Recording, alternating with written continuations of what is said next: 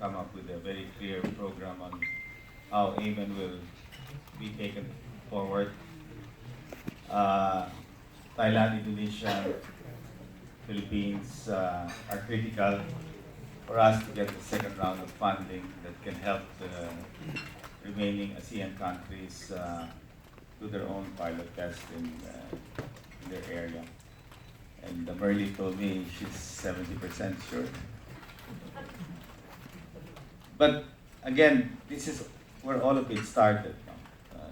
The legacy project during my stint here when we held the ASEAN in 2017.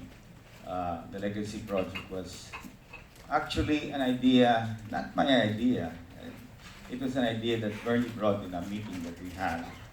And we decided to call it AMEN because it was trying to elevate what we've done with the Department of Trade and Industry and Go Negosyo for the last so many years.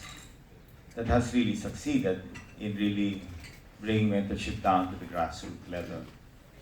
And in fact, in Thailand, I shared it with the economic ministers that a public-private partnership is essential for AMEN to really prosper.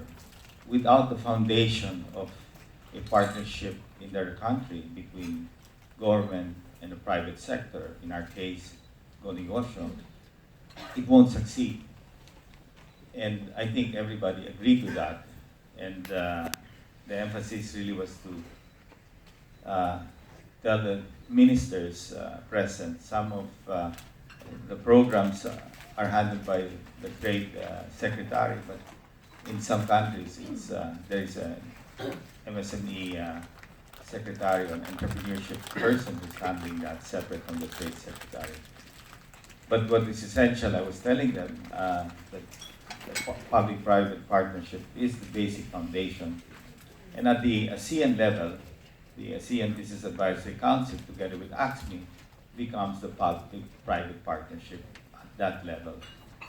So that is how I believe that this thing will really prosper, and identifying the right modules that will be taken by each country, subject to modifications depending on the area of focus. So each country is supposed to come up with a legacy project. But I'd say that Philippines' legacy project by far has the greatest traction so far from what I've seen. Because we've gone to this extent, we've been recognized by JF as a real potential of really bringing about greater inclusivity to the micro and small entrepreneurs. So I'm confident that as we move forward, things will be much better. In fact, last Monday was the first activity of the alliance. So we created this digital alliance, basically, of all digital applications in the Philippines, from basically mentorship, money, and market. But the area of focus right now was primarily on the market-based digital applications, from market platforms such as selling skills and products, so Shopee, Lazada, Carousel, etc., are on product base, and you have services that are basically from Angkas, Grab, Lalamove, Gawin, Xenia, etc. So I've explained this also to the economic ministers that the platform of mentorship will not be only on offline, but really move towards online. Because the online platforms to me are it is the best platform to create greater inclusivity. In other words, the moment you mentor a person to use that platform, everything just happens. You don't need to do too much mentoring. The mentoring may change a bit on how to market their skill or to market their product. So in the last months of trying to put up this digital alliance, I've actually learned a lot. And the best thing that has happened is that I've learned that people can work together even if they're competitors. Lalamove, Grab, and all of them eventually are going to compete and are competing. And some of them are even entering areas of the businesses of each other. But yet, digitalization has to come together because it is not a platform that many people understand and know.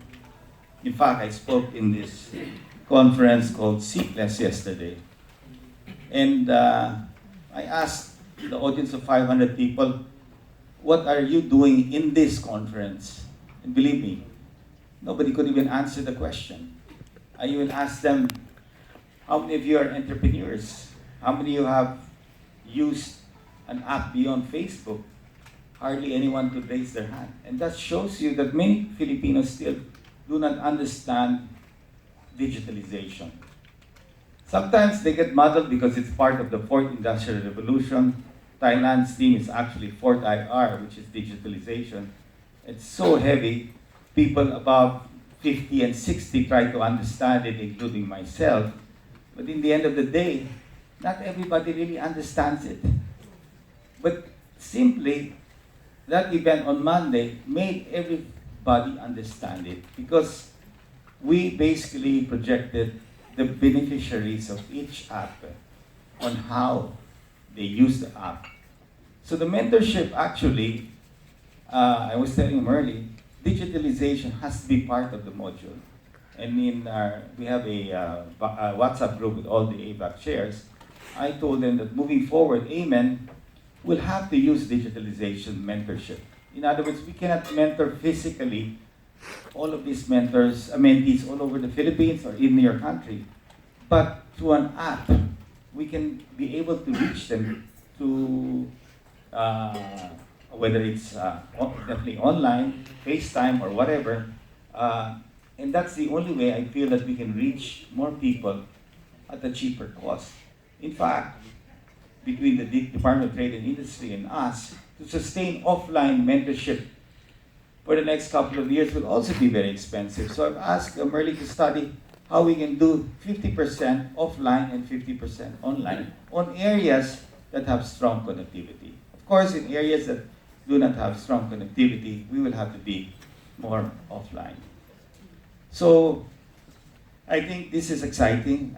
I thought, for a while, Amen was just as good as launching it on 2017 with the president and everybody wearing the shirt, where maybe 70% of them are not even mentors today. They were just guests that we told them, okay, wear the black shirt. So wow, that was nice in the photo. But 30% or 20% even of them just are mentors. But this is for real.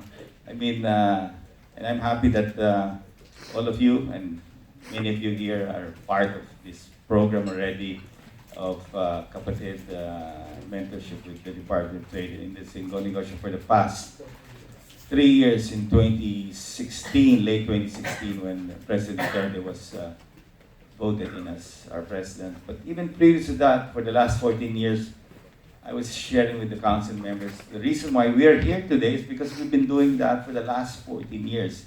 And Go Negosyo has been doing that, and I've been doing that, and we've been committed to that. So if you look at how we've progressed from the very day we started, and moving now to a different platform. In fact, I was shocked to see that so many people came for that day. As early as 4 a.m., there were 3,000 want-to-be Angkas drivers waiting just to apply and be accepted. And they go to a rigorous process of, they are tested on driving skills and all of that. Even they wanted to accept all of them, but World Trade said they had to close by 7 p.m. So the place was so packed. It was a different experience for me, myself, to see, even I use Xenia a lot. And for me to, by chance, to see the speaker, a masahista who just massaged me 2 weeks ago, and being there, I said, what are you doing here? I'm your guest speaker. So I said, how did you make it here? So I myself was surprised, and her testimony was fantastic. I did not know that they make as much as 10 to 12,000 pesos a week, depending on how much time they put into their work. In fact, the Angkas driver drives for about 15 hours. Wow, that's a lot. But he makes a lot of money. He makes about 60,000 pesos a month. No? And that's net. So a Grab driver doesn't make as much. Because if you look at the rates of Angkas and Grab, they're not very far. So Angkas has an advantage today, and their advantage is because we have a lot of traffic. And you now see that executives are even riding Angkas, especially within the CBD areas. No? So the platforms are working. What we're trying to do now is make them work together, campaign that digitalization will help everyone, mentor them offline, and we will try to mentor them online. The sign-up program will move all over the country, wherever connectivity is. So digitalization has to be included in the AMEN platform because every country, Gojek is Indonesia. Grab basically is also regional. Shopee, Lazada, the same thing.